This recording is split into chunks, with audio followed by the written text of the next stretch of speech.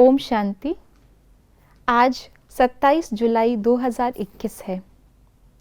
बाबा ने हमें अंत सीन का पहले से ही ज्ञान दे दिया है कि लास्ट के समय कितने प्रकार की ज्वाला होगी और उन सब ज्वाला से बचने के लिए जो काम में आएगी वो है योग अग्नि। तो आइए जानते हैं इस विषय में बाबा हमें क्या इशारे दे रहे हैं। जैसे किला बांधा जाता है जिससे प्रजा किले के अंदर सेफ रहे। एक राजा के लिए कोठरी नहीं बनाते, किला बनाते हैं।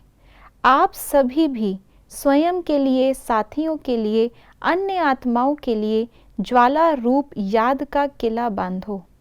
याद के शक्ति की ज्वाला हो तो हर आत्मा सेफ्टी का अनुभव करेगी।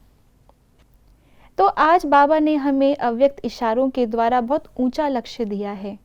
ये योग अग्नि केवल हमारे परिवर्तन के लिए ही नहीं, केवल हमें पवित्र बनाने के लिए ही नहीं, लेकिन सर्व आत्माओं के लिए भी एक सेफ्टी का साधन, एक सेफ्टी का किला बन जाती है। जहाँ योग है अर्थात सर्वशक्तिवान बाप के साथ कनेक्शन है और वो भी अग्नि स्वरूप का, जैसे अग्नि के अंदर कोई भी चीज़ डालते हैं तो वो भी अग्नि जैसी ही लगने लगती है। ऐसे ही जब इस प्रकार का बाबा के साथ कनेक्शन होता है तो माया या कोई भी विघ्न आ नहीं सकता।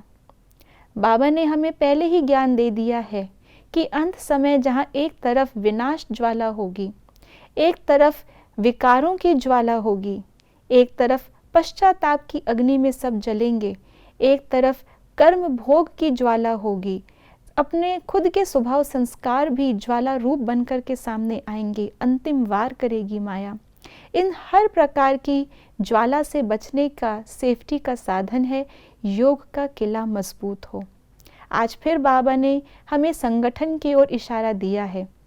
हम जब संगठित रूप से योग की अग्नि प्रज्वलित करते हैं तो न केवल हम एक एक आत्मा को उससे प्रकाश और बल मिलता है, लेकिन एक वायुमंडल बनता है।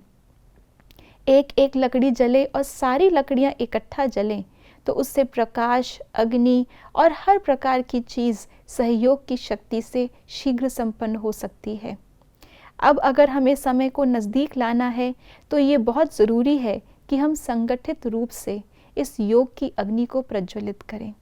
जो आज बाबा ने इशारे में कहा, राजा केवल अपने लिए नहीं करता लेकिन वो प्रजा का भी ध्यान रखता है। वो अपनी सेफ्टी के लिए कोठरी नहीं बनाता लेकिन प्रजा के लिए किला बनाता है।